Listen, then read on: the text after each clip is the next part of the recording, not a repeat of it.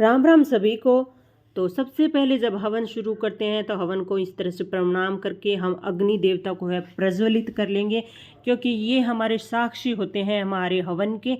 तो हमें इस तरह से इनको साक्षी मानकर है इस तरह से फूल से हमें जो है सारे स्थान को गंगा जल से पवित्र कर लेना है इस तरह से। और इस तरह से ये दीपक है वो हमें जला लेना है।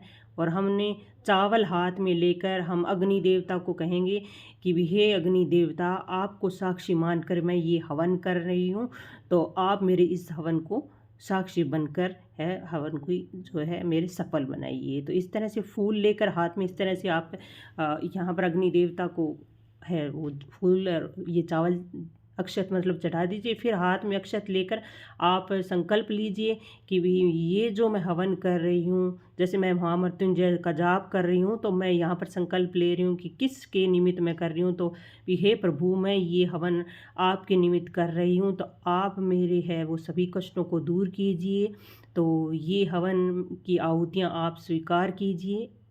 तो इस तरह से हम ये अक्षत है वो इस तरह से डाल देंगे और हाथ जोड़कर है वो इस तरह से प्रणाम कर लेंगे।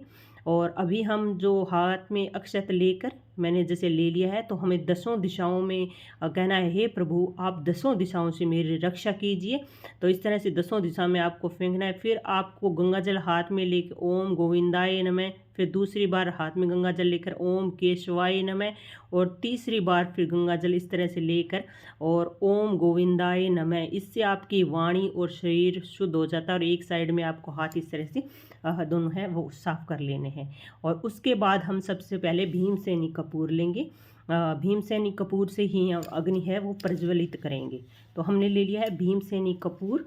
और कपूर लेने के बाद जो हमने ये लकड़ियाँ ली हैं, तो अलग अलग लकड़ियों का अलग अलग महत्व होता है। यहाँ पर मैंने जो खेजड़ी होती है यानी शमी जिसकी लकड़ियाँ ली है, तो यहाँ पर शमी की लकड़ियाँ ली है जो बहुत ही अच्छी होती हैं, शुभ होती हैं और सारी मनोकामनाओं को पूर्ण करने वाली होती है। तो हम अग्नि को माचिस से नहीं जलाना है, आपको इस तरह से अग्नि इस तरह से लेकर आपको इस कपूर को जला लेना है और इसको प्रज्वलित कर लेना है अग्नि को। और यहाँ से अग्नि प्रज्वलित करने के बाद में ही अपने जो मंत्र हैं वो हम शुरू करेंगे।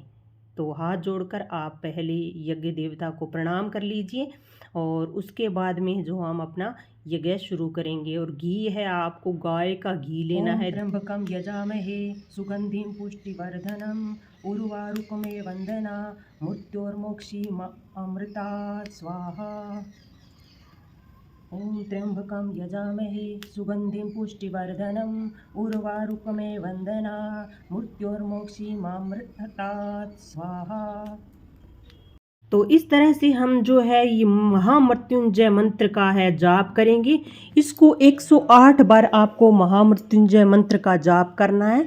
आपको शिवरात्रि वाले दिन ये इस मंत्र की बहुत महिमा है और इसको करने से चाहे कितनी ही बड़ी बीमारी हो, रोग हो, कष्ट हो, सभी कष्ट है इस तरह से दूर होते हैं। तो आपको इस तरह से हवन सामग्री की वीडियो मैंने चैनल पर दे रखी है, उसकी आप जाकर देख सकते हैं। डिस्क्रिप्शन बॉक्स में आपको लिंक मिल जाएगा, वहाँ से आप हवन सामग्री घर पर कैसे बना सकते हैं वो वीडियो है।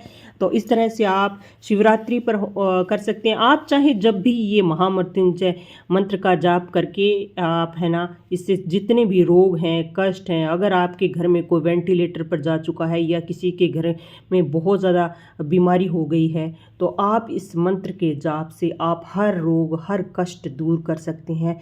और ये जो आहुतियाँ हम देते हैं हवन में, तो वो अग्नि देवता ये मुख होता है और इससे हम जो भी डालते हैं सीधा भगवान को ये अर्पण होता है। तो ये अग्नि मतलब इस हवन का महत्व होता है कि इसके अंदर हम जो भी चीज़ें डालते हैं वो सीधे है जो भगवान को अर्पित होती हैं। तो जो भी सामग्री होती है वो एकदम स्वच्छ और अच्छी और साफ़ होनी चाहिए।